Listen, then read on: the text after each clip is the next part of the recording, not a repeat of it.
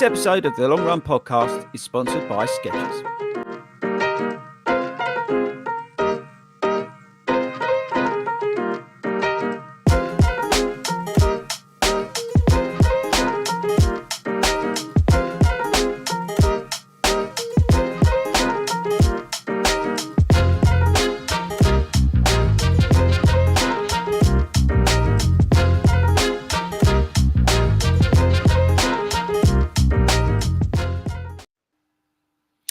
Hello, everybody. It's 7 o'clock. It's Friday night. It is time for the Long Run Show, live stream and podcast brought to you by the 40 Runs Running community and our generous sponsors, Skechers. I'm Ian Wilkerson, and tonight our main topic of conversation is, well, you've done your marathon, so what do you do now?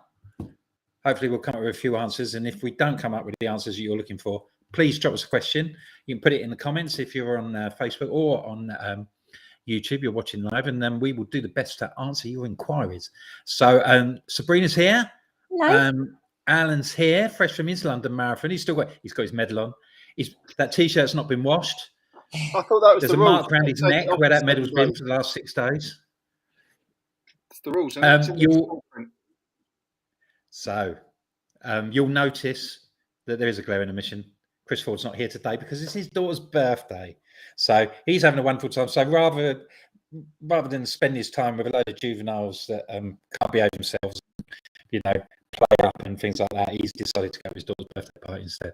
So we've got to try and be on our best behaviour, but it's a bit like having a supply teacher in. So we're flying by the seat of our pants, really. So we'll see how we get on. Sabrina, how are you? Yeah, I'm good. It feels like, I was just saying, it feels like I haven't been here for ages, but I think it's because you guys, we did the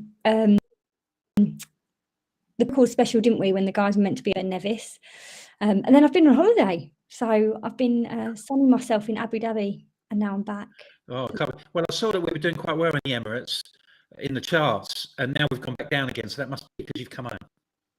Yeah, I think I downloaded a few episodes whilst I was there, sat on the beach. Yeah, you got us in the top 10 there. You've not been to China by any chance, have you? Because we were number 4 in China this week for the running charts. So it must be about a gazillion listeners, that get that eye up in there. But we were pretty impressed by that.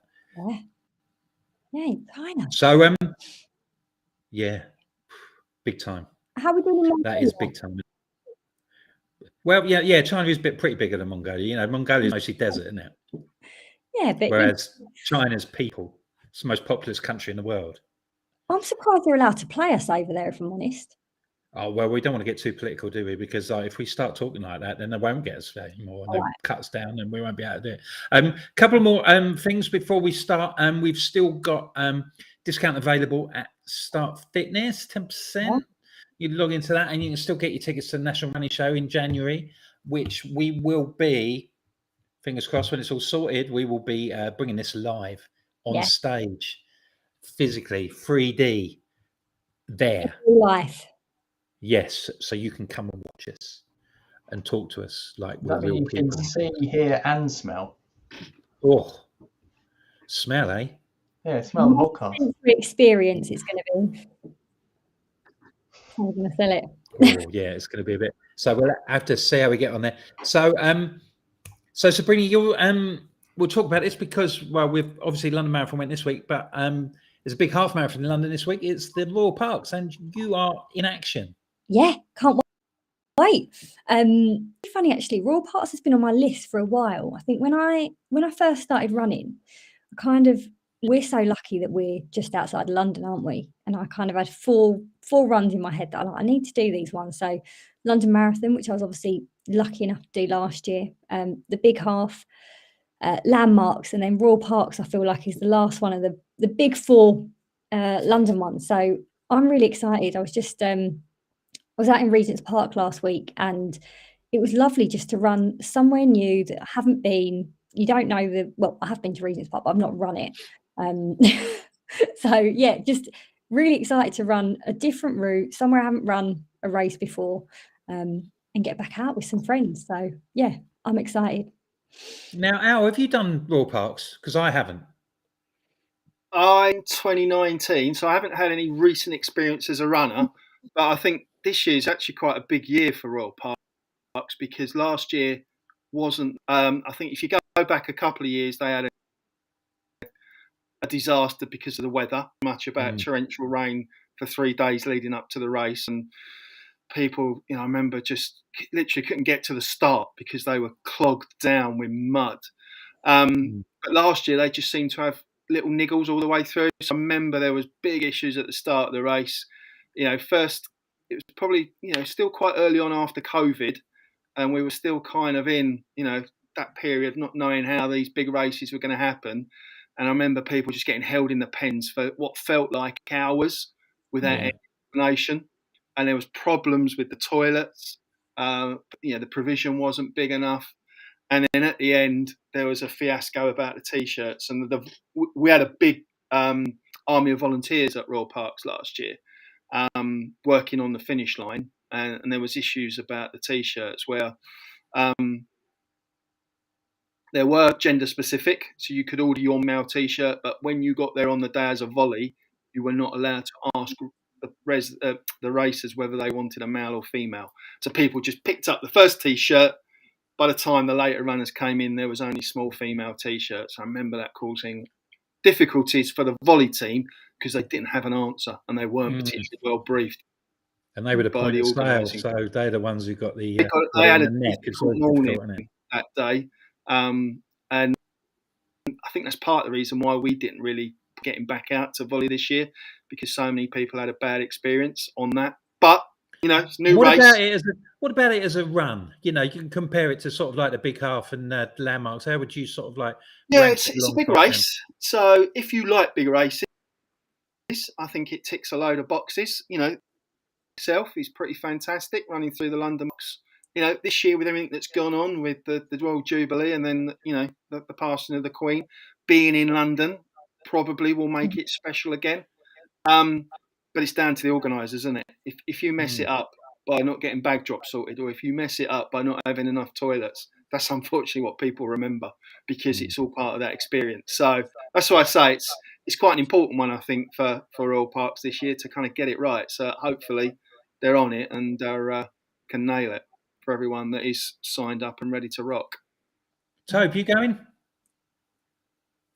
You can't nod, mate. People can't hear you. It's a podcast. It's an audio medium, mate. You have to speak. Making sure Facebook's right. And I will be there. Yes. To be honest, I haven't looked at anything about it, so I'm relying on Sabrina mainly, to let me know what's actually going on and where I'm meant to be at what time. This is a very blasé attitude, if I may say so myself, Toby.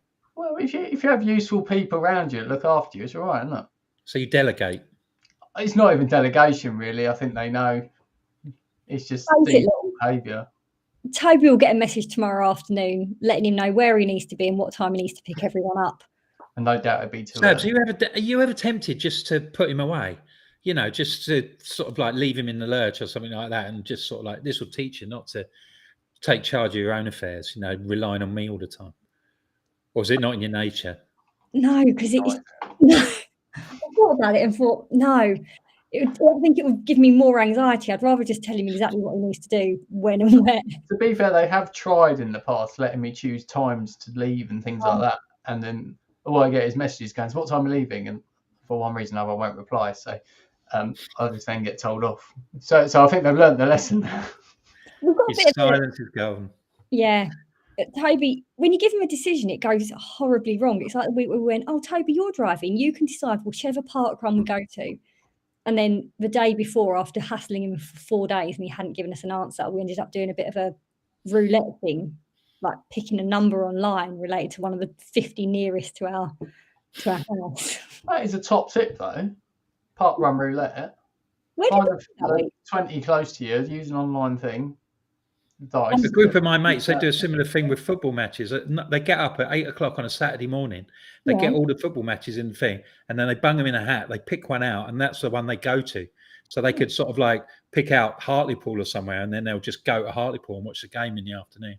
So you could do that with a park run. You can get them all in a box and then just sort of like select one that you wanted and then just go. Not a bad idea. Free lottery. Park run lottery. We've started a new thing. There we go. I'm sure somebody can pick that up and run with it. That would be great. And talking about picking it up and running with it, you know, it's not just Royal Pups. We've got a bit of a posse going to the Windy City this week.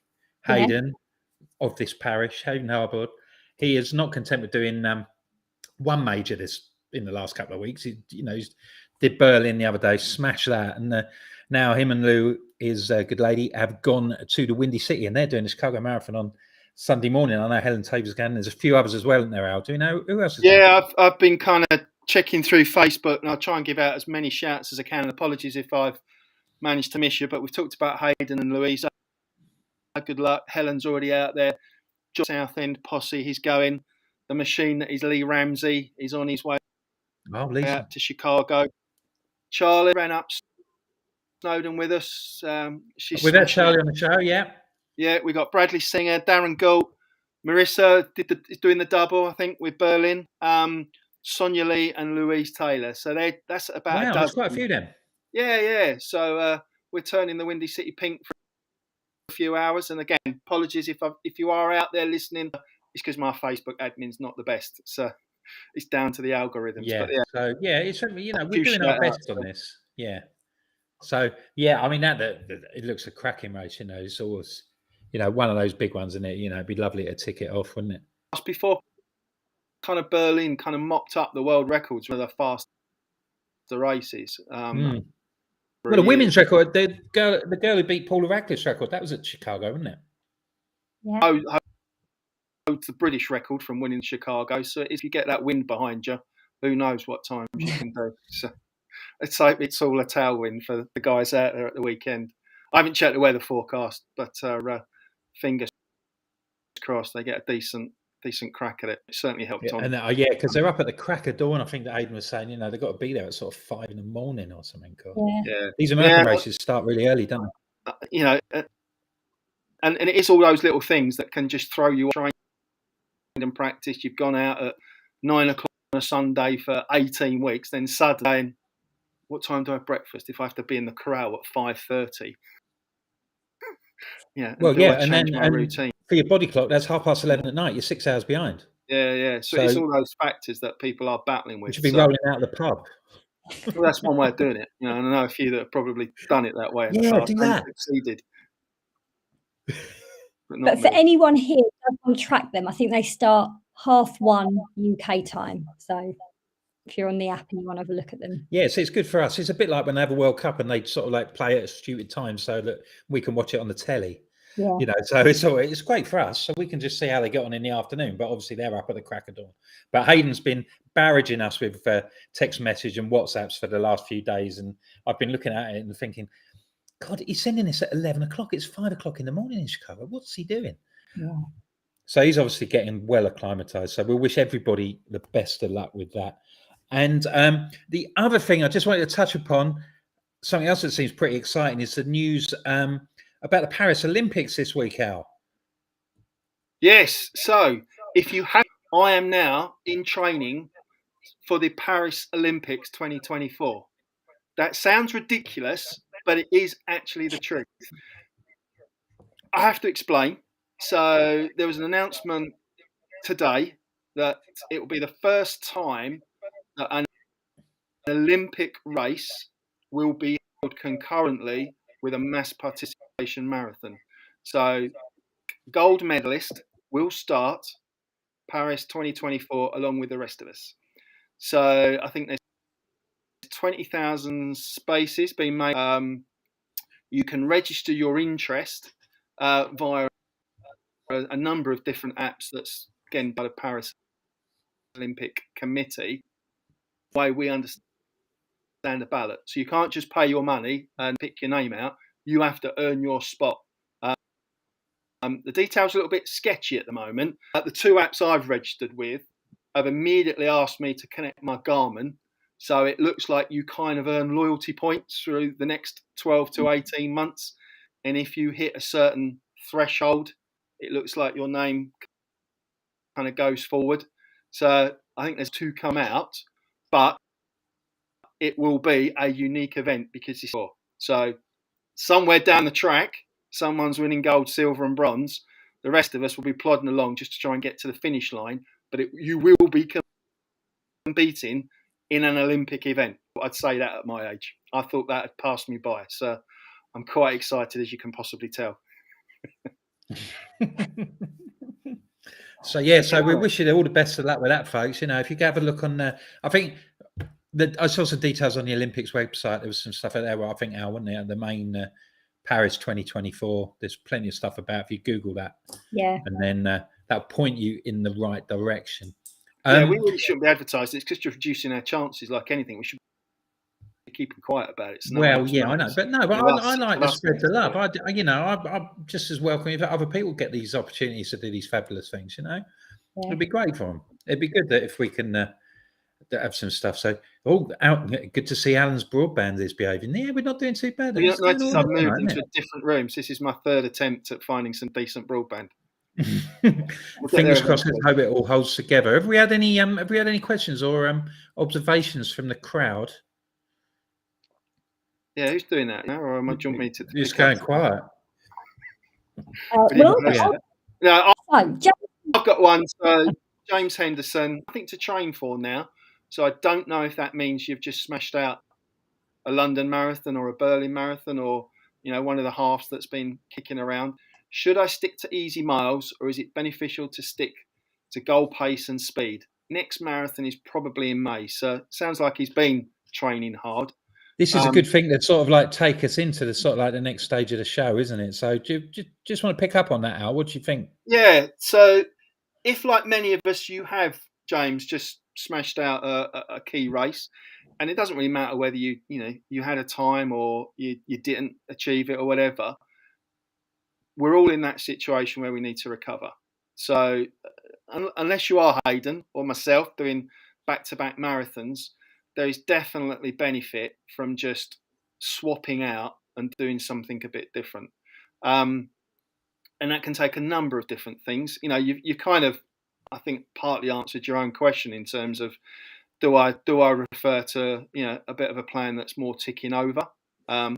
Certainly, if you're running a marathon in May, you don't really need to kind of start thinking about a training plan till early next year. So you've got 3 or 4 months to do something different.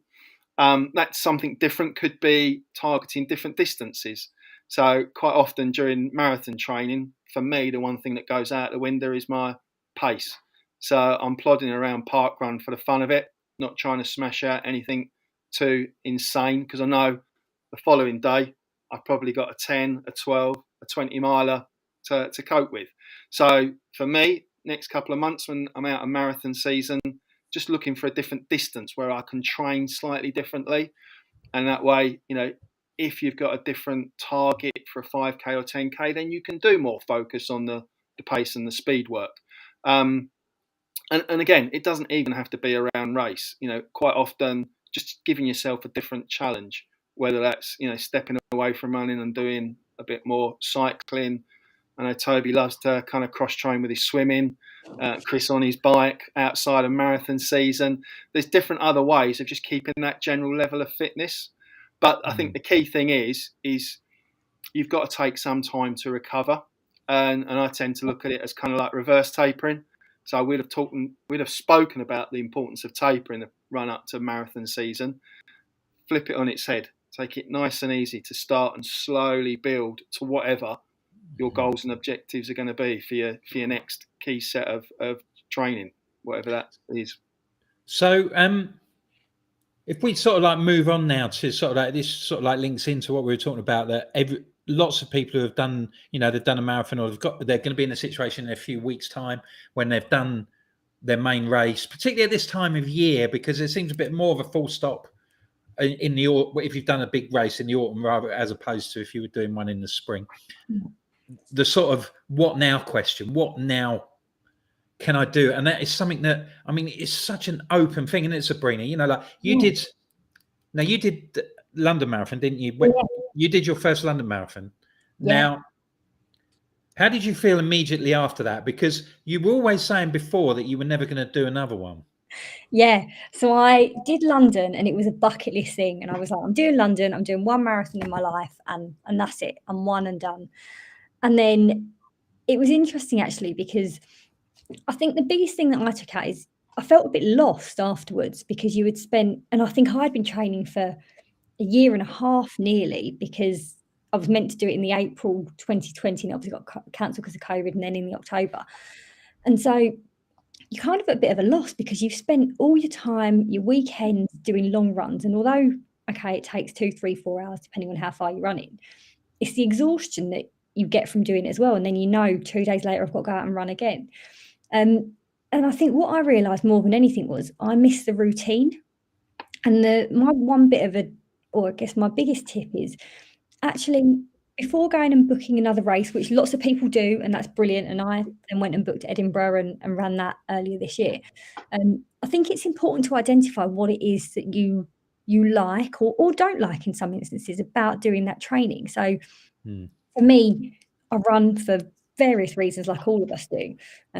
But it's important for me to get out for my mental health and on a social level as well. So I like being out in the fresh air. I like seeing people, talking to people and doing those things. But routine for me was really, really important. And I remember saying to Chris as a coach, I was like, I just feel lost. Like I've got no routine. I need a plan, because if I've got a plan, I can just tick stuff off, right? And even if I've got to put a cross in it because it doesn't happen, life happens, right?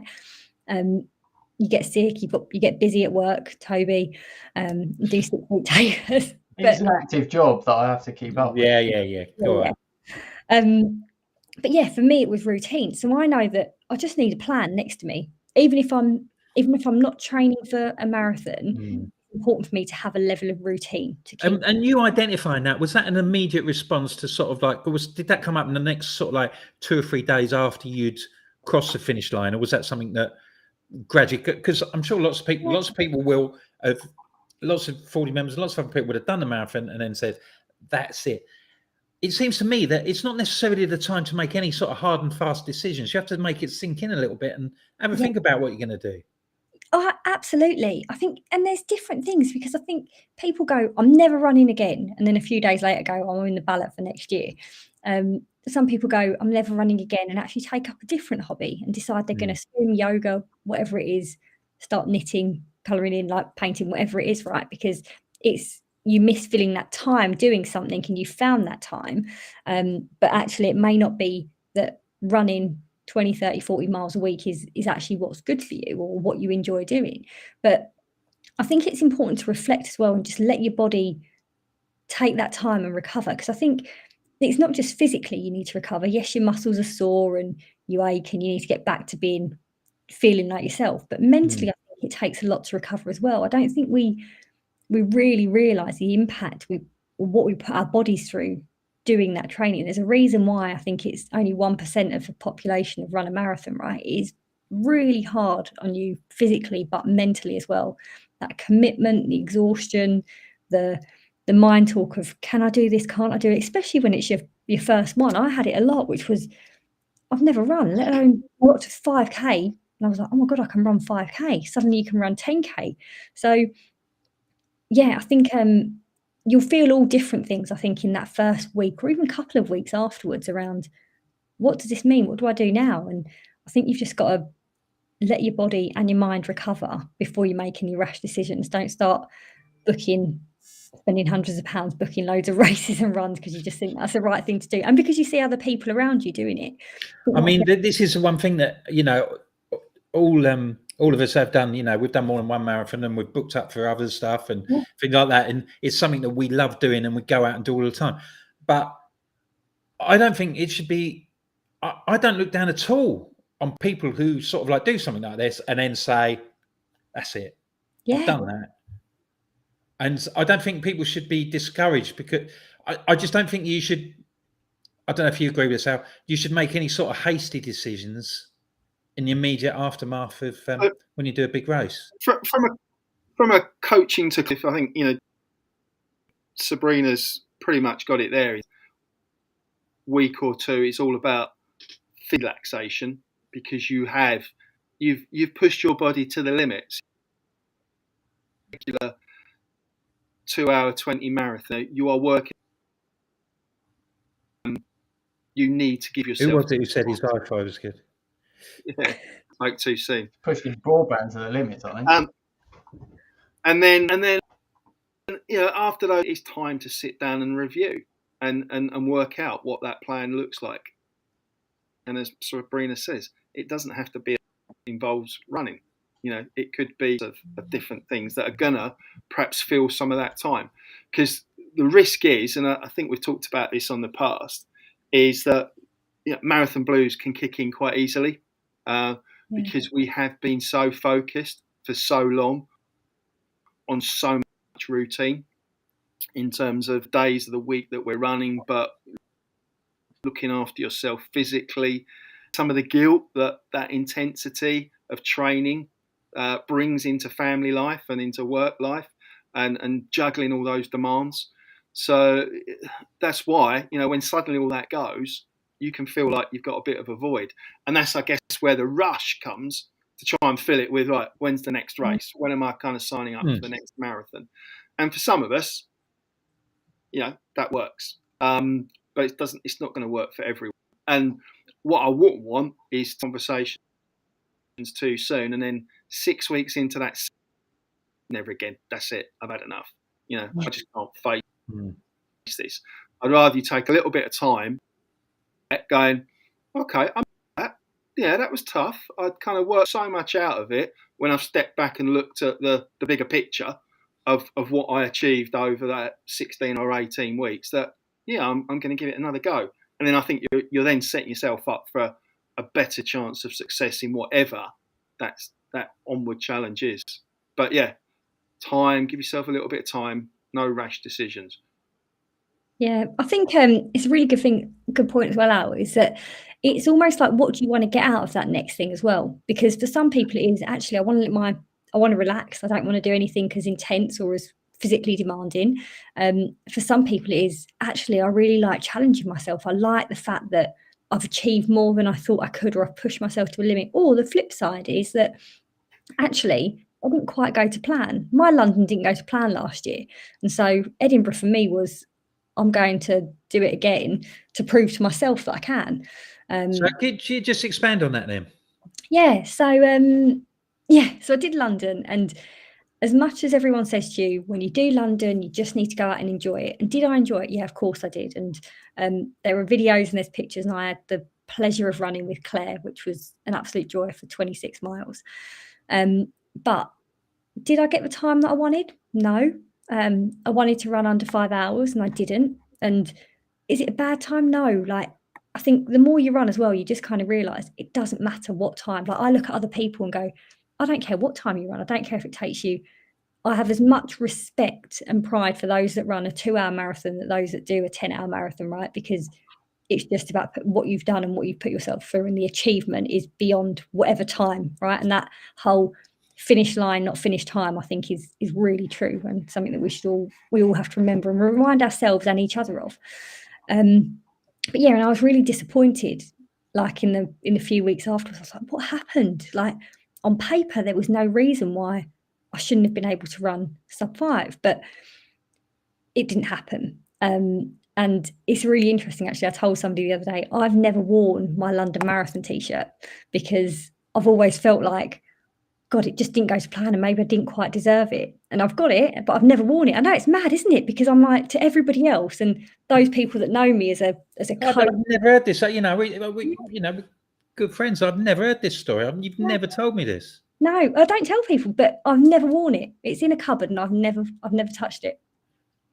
And I should wear it. So maybe this week on Tuesday night you'll see me in my maybe it's time. You've exercised those ghosts and then. So what did you do? What was different about your sort of like your preparation for the second one then?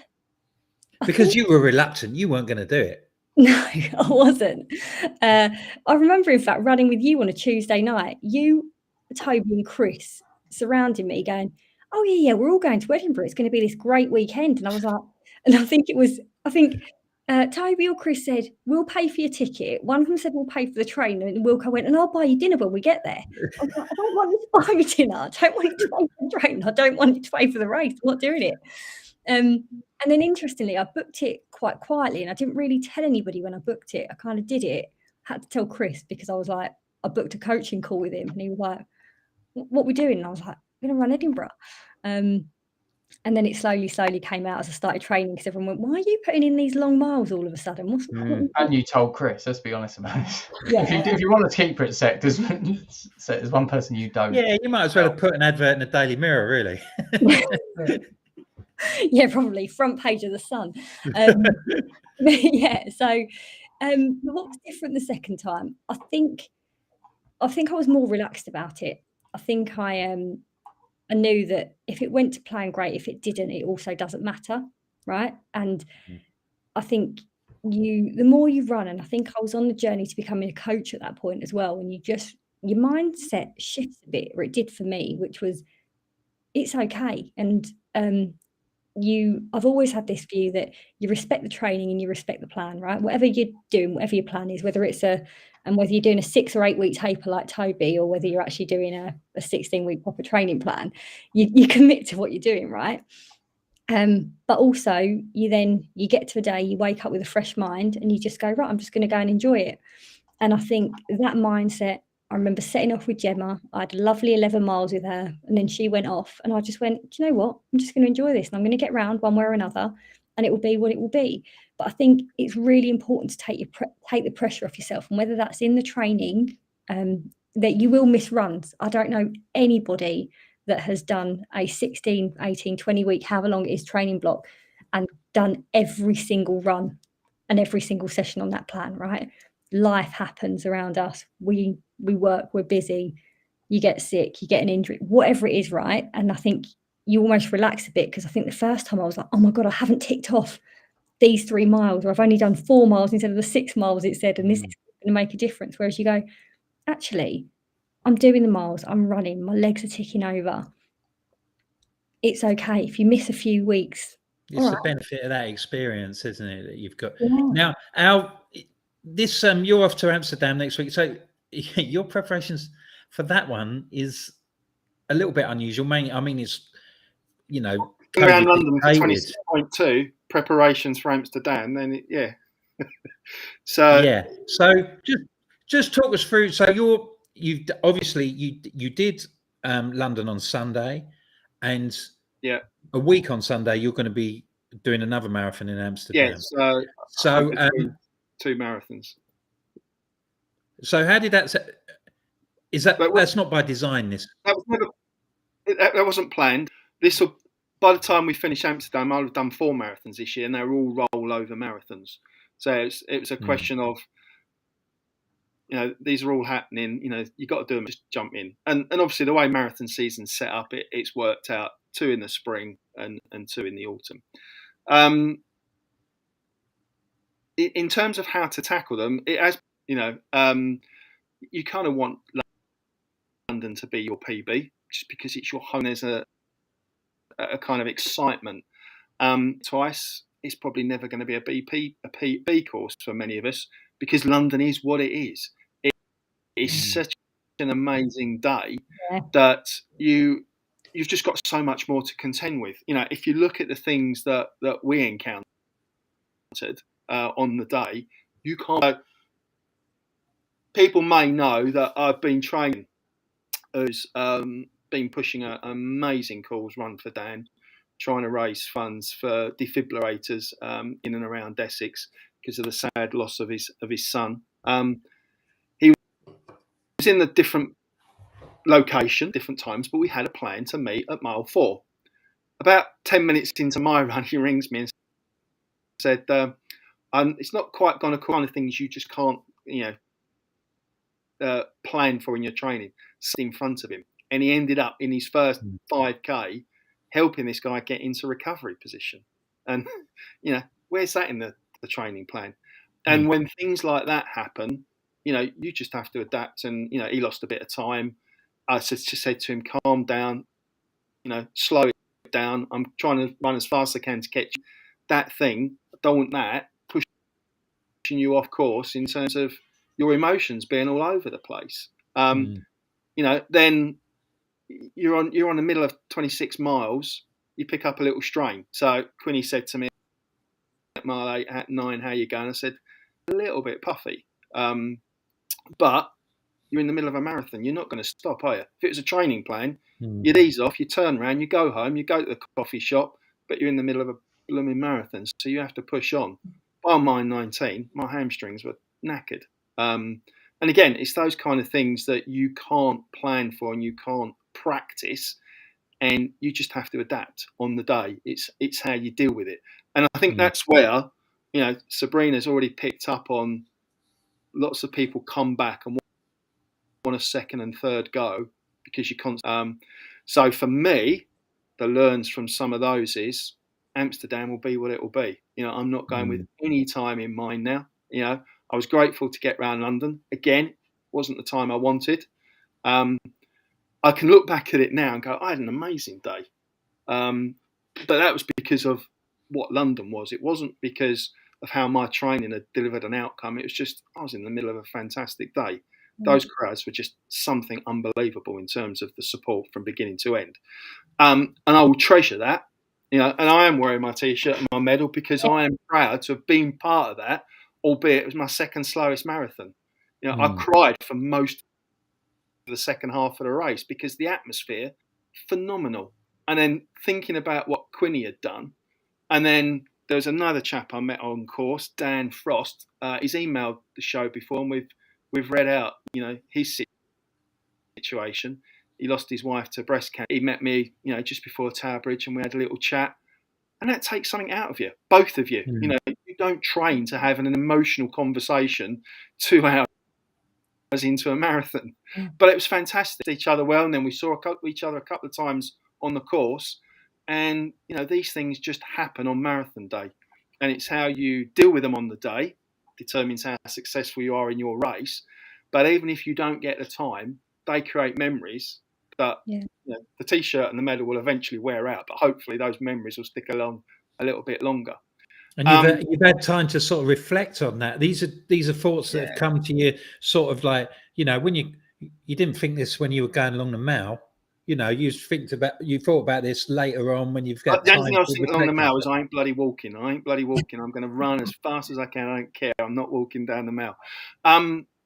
And I didn't, which is great. But yeah, you're right. It's taking something away from it. So then feeding that into the next marathon just happens to be in 2 weeks' time. It's just, be more open to what happens. Have a plan, have your gold, silver and bronze times, because that will help you adapt. But actually, something's probably going to happen that you haven't thought of or trained for.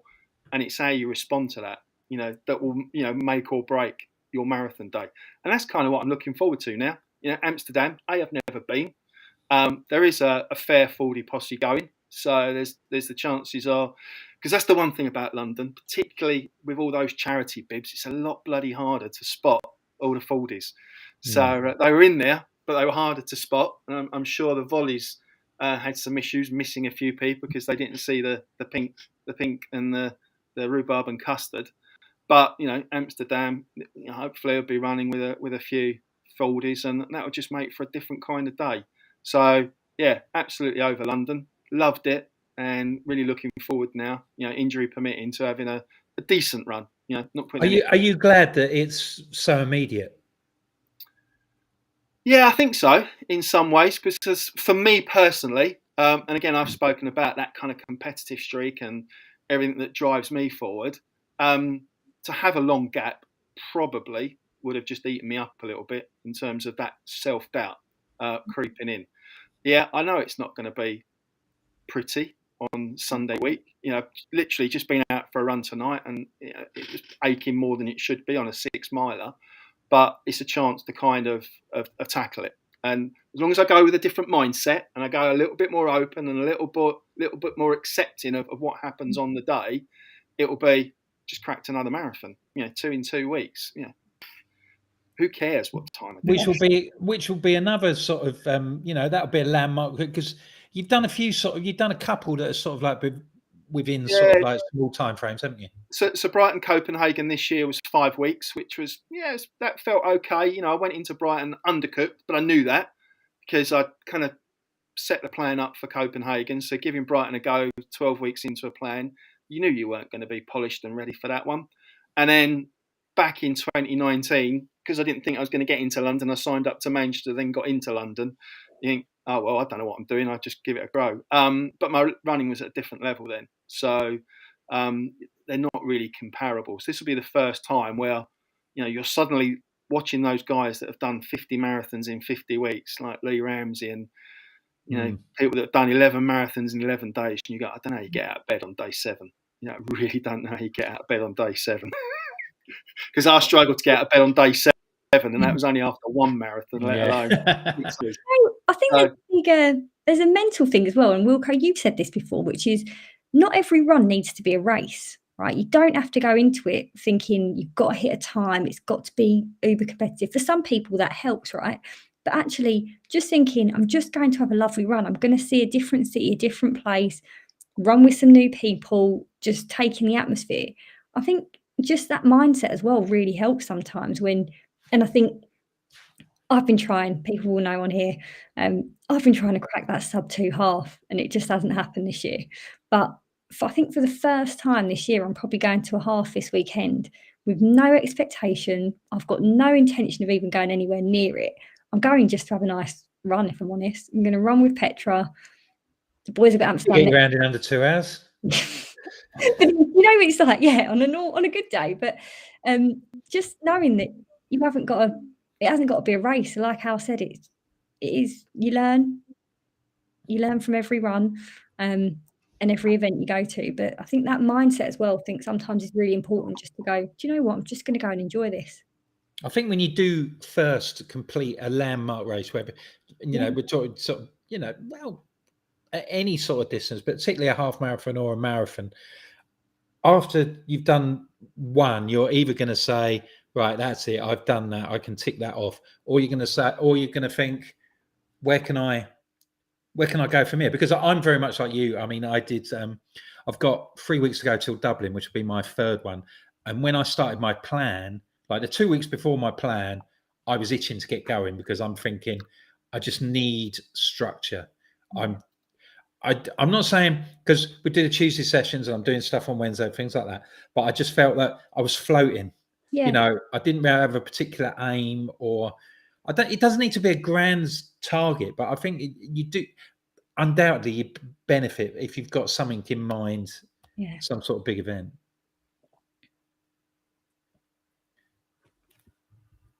What do you think, Tobe?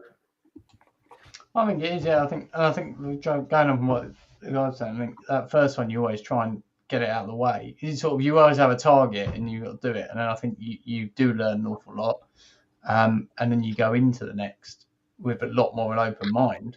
And it's that thing about the training. You realise if you miss a couple of runs, it really doesn't matter.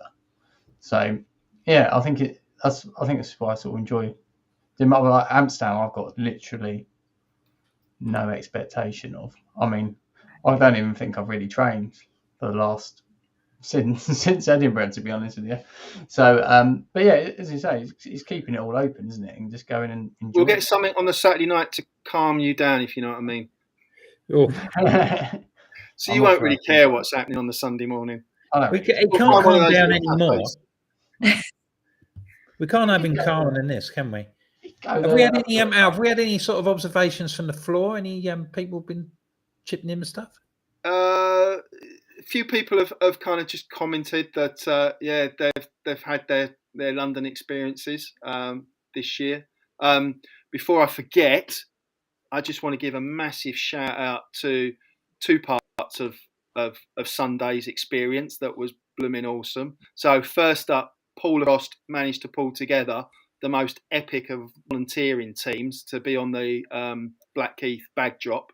So they were in charge of looking after your personal belongings, and they got to play out on the bungee ropes that attach people to that looked great fun, but I think having a team that knew each other, that understood what all those runners were going through and helped calm people down and sorted out all their little issues to help them go into that race made a massive difference. And it sounds like everyone should sign up to do that. It sounds like if you can't run it, it's the next best experience to be involved at Blackheath or Greenwich at the start when everyone's just super pumped and super excited. And then a shout out to the cheer squad themselves. Mile 19. I honestly don't know who was there, but that's because I was delirious at that point in terms of trying to cope with my dodgy knee, my right hip and my hamstring and everything else. So I've got a bit of a blank about who I saw at mile 19, but all I know is when I saw them, it hit me literally emotionally to the point where I had to stop and have a little cry. And I know lots of people, when they got to mile 19, because that's going to hurt at that point, no matter what you train and what you say, mile 19, mile 20, it's not quite close enough to get home yet. So it's starting to play with your mind. They were just out of this world, and I'm getting slightly choked thinking about it now because I know they did that for 4 or 5 hours solid, so Speedy Michael Wilkes went through probably just after Kipchoge. No, he wasn't running, was he? Bekele. And then they would have been out there, all the way to the bitter end. And knowing that was there at mile 19 was something really motivating and spurring to keep you going. So again, if you can't run it, you can take part and enjoy the London Marathon experience by being there in some shape or form. So don't feel just if the ballot gods are not with you in the next few weeks that's your chance is gone. Find another way. We'll talk about that in a second. Once you've just sort of if we can just rattle through. Have you got any sort of comments or questions that come up? Or you want to go straight into questions because we're kind of why not? Let's have some questions. We're moving away from the marathon and we're going completely to the other extreme. So Gary Bezic, good on you, Gary. He's running his first park run tomorrow. Yeah. Going to Harlow. I'm not going there. I'm going up to Suffolk somewhere. But if anyone's in the Harlow area, say hello to Gary. What tips or advice have we got for him? I got a simple one. Get there early. Check out the toilets. Find out where the coffee is. Get the important things out of the way. I don't know if there's any toilets at Harlow. Well, Harlow. So I know Harlow pretty well. Cool. There is a car park which I think you can park in for free for a couple of hours, but it does get busy, so I'd get there before about 8:40. There is a coffee, like a little cafe in the park, not too far from where you kind of start and finish. I'd say it's a challenging course. It's not flat. They have changed to the winter course now, so you do miss the kind of quite steep hill on the grass, but Toby's shaking his head. But the rest of it is still pretty rolling, I'd say. So, but they are lovely down there. There'll be loads of support and it's quite a busy one. So yeah. You'll have a great time. I've done Harlow a couple of times. It's fine. You'll have a great time. We wish you all the best with that. I mean, it's a great. Don't forget your barcode. Yeah. Don't forget your first park run not to be your first park run because you've forgotten your barcode. So. And there's also loads of places to get food afterwards. Yeah. Best thing about Harlow, really, isn't it? On a serious point, Gary, go and enjoy it. Doesn't matter what your pace is. We've spoken at length about the beauty of parkrun. It is there for every runner and now every walker. So just go and have some fun. And I think a lot of the stuff that's come out, like we saw at the marathon, lots of support for everybody else, and the fact that people who doesn't matter, people feeling just as proud of people doing 3 hours as doing 10 hours and things like that. That's the parkrun mentality. I think that's just come into the. I think people come into the running community with this sort of ethos, and that's now coming into sort of like these big events and things like that, and that can only be a good thing, I think. And if you enjoy it, Gary, come back and we'll tell you about the Alphabet Challenge, the 7 Seas, the Pirates Challenge, and international tourism and extreme park. Gary, this is a small acorn from which a huge oak. Be careful. This could literally change your life tomorrow morning at 9 o'clock. Depending on how it goes. I used to be like this, and now I'm sort of like looking across the room at sort of 8 pairs of trainers. Only 8 in one park run. How many Brooks in that collection? Oh no, they've been banished, mate. They've gone out of the house. Gone. Yeah, my dad's wearing them to walk the dog.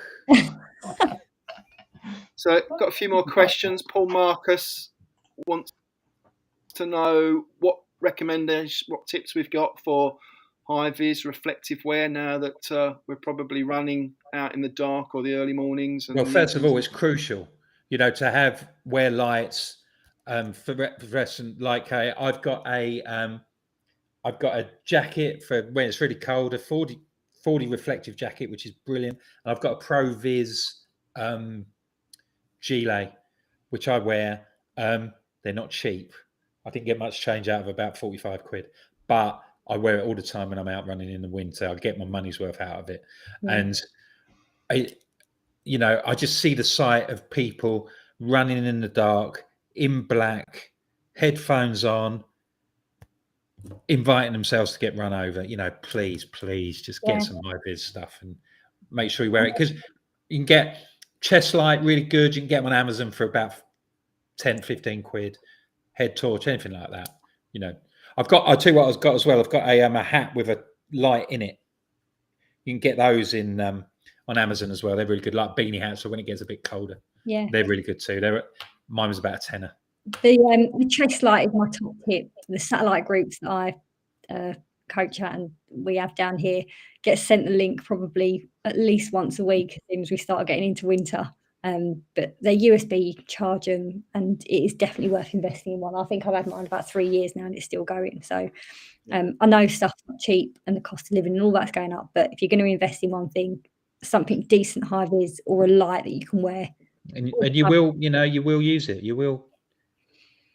Yeah, and a number of brands now are building in the high vis into the regular running kit anyway. So, increasingly shorts and even socks and, your outer layers have got strips and fluorescent. So that all helps to make you as visible as possible. So you don't have to go to, the Pro Vis is a great brand and they do some fantastic gear. But as you said, Wilco, it can be quite pricey if you start layering up in that stuff. Shopping smartly and kind of looking at the technical specifications, and you might surprise yourself that some of your kit's already got some of that available for you. But get the lights, make yourself visible front and back. So quite often people will wear a head torch, which is great. I personally don't really get on with a head torch, which is fine if someone's coming towards you, but doesn't help if they're behind you. So make sure you're lit front and back. Yeah, the chest torch is a massive. If you're going to get one thing to go out, get a chest torch. Yeah. And wear light clothes. If you can't, if the fluorescent stuff, it is a bit pricey and stuff like that. If you do find out, if you got the choice, get a chest torch. Yeah, that's what I'd say. So all this marathon talk seems to have inspired a Facebook user, hasn't told us who they are, who's doing their first marathon in March in Barcelona. So nice. They're currently running 25 miles a week. What advice have we got from guys and girls? Keep going. Yeah. Keep going and build it up slowly. So I think it's quite easy just to go, right, I'm going to start running 25 miles a week or 30 miles a week. But that gradual, there's a plan for a reason. They last 16, 18, 20 weeks for a reason. Don't try and do everything on day one. So if you're already on 25 miles a week now, you've got a really solid base. So yeah. Is that what you concentrate on now? Just sort of like getting that base until you get to the sort of like 4 months away from race day, and then I was trying to do my maths working back from March, depending on whether it's beginning of March or the end of March. He's still got a month to go, probably, isn't he?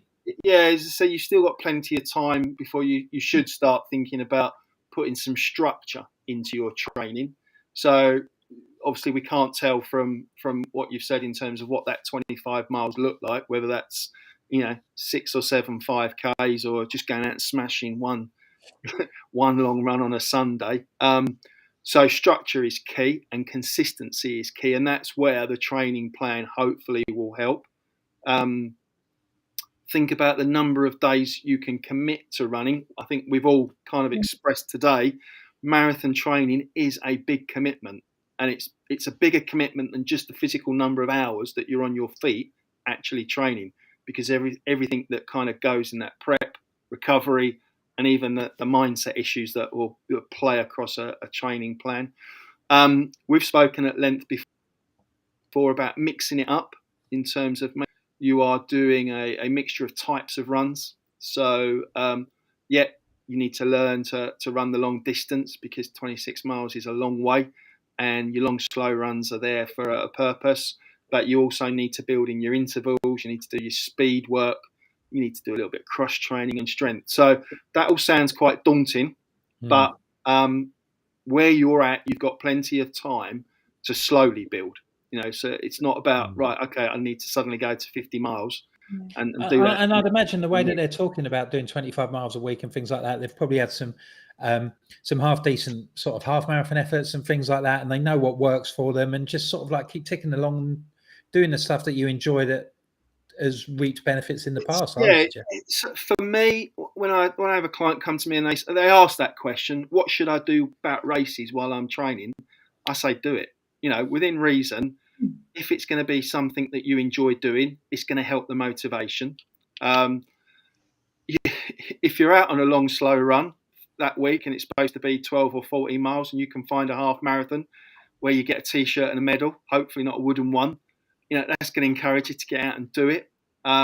Again, racing will allow you to try different tactics and techniques during a run, whether you're trying to up it for a bit of goal pace or, hit a new threshold pace. So, races, I think, can work, but don't get obsessed by them. Don't think you've got to race every weekend, because you'll miss some of the key things about running long and slow. And then we'll talk to you about the 80-20 rule and the grey zone in a few weeks' time. Yeah, we'll bore you rigid. We'll tell you all sorts of stuff. I'm glad you think it's that boring, Wilco. Thank you. No, it's not. Well, no, it's comprehensive. I mean, it's. I like that. What's good about this is that you can put in as much as you like. You can really dive in and get into all sorts of stuff. It's a slippery slope. Yeah. So now, just a quick reminder: you've got an hour and 4 minutes if you're watching live to get your ballot in. Yeah. For the London Marathon. What I would say is, if you're doing, you're about a 25 to 1 shot to get in via the ballot. So if you really fancy doing a marathon, my big bit of advice would be, there's plenty of others out there. You can go to different places and do plenty of other marathons. So I would, don't get too downhearted. London's not the only race in the world, you can still go out. Come and join me at the Olympics in 2024. Well, yeah. Up on the Paris. We can cram a few in before that, mate. Is there anything else? Anything else from the floor? There's a question just come up, actually, which is from Redman Tech. So what's the consensus on the move to paper cups at races? Aside from the eco angle, which we've spoken about before, and the practicality of the cups, are people now considering bringing their own water in soft flasks? What are you guys doing? What's the... I do like a bottle. Was the I like to, because I don't. What I do is I'll pick, if I go to, if I'm at a get to a drink station, I'll pick the water up and I will carry it with me for sort of like the next sort of distance, and then drink it when I feel that I need to have it. And if I've got half a bottle left by the time I get to the next drink station, I'll empty it there and then I'll pick up a fresh one and go. So I've always got one. But paper cups that's obviously much more difficult. I think especially on longer races, where when you got to think more about fueling, is not often that a drink station will come up when you're looking at you gelling and stuff like that, and you want water. So yeah, having that bottle you can carry, for, even if it's a mile or so, is quite useful. I mean, people might say from an environmental point of view that I'd be better off wearing a hydration vest and then had to carry my own water, and that is, and which is a valid. Point. Yeah, I think it's all about recycling, isn't it? But you can recycle plastic. It's not necessarily the easiest way. Not all cups are recyclable. I think it's quite interesting. So it'd be interesting to see if these cups are recyclable. But yeah, I'm not actually organised enough to check what kind of water's on the course anyway. So it's a job just to get out of bed in the morning, really, isn't it? It is, yeah. I'll find out when I get there. I mean, it's a nice surprise, isn't it? You don't want to know everything. It'll make it a bit boring. Just to be clear, on Sunday it's cups, Toby, paper cups. Right. Are they half full or full? So no, I haven't. You find out when you get there. Yeah. And it's said quite a lot as well. It's cups. You can walk for a water station. It's not gonna to have a little drink. It's not really going to affect your time. Yeah. So well, folks, we've done nearly an hour. Yeah. Well, I'd like to hope that we've offered some value and giving you a few sort of like thoughts for those of you who have done a big race or on the verge of doing a big race about what might happen next and what might go through your mind. And hopefully we've given you some sage advice that you'll be able to act upon. Thanks very much, Sabrina. Thanks, Al. Good luck for Amsterdam. Thank you. We will be back next week at 7 o'clock. You can catch us live on YouTube and Facebook. We're hoping to have a special guest to talk about her experience at the marathon next week. We'll have a bit of chat about that, but we should know more about that in the week. So hopefully we'll be able to confirm that soon.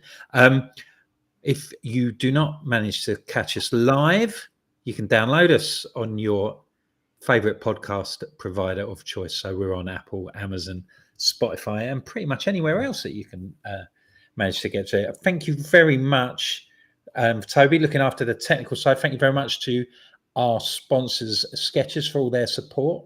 Don't forget, you can get your Start Fitness discount and your National Running Show tickets because, we're all already getting excited about that. So we shall be putting our plans in place for that soon. So we'd love to see you there. So you can get your tickets. Best of luck wherever you're running this week, Royal Parks or Park Run or wherever you are. Chicago. Yeah, there's people in Chicago apparently. Thank you. We wish you all the best and have a great weekend's running. Take care. Be seen. Get yourself a chest torch, and we shall see you next week. Titles, please, mate.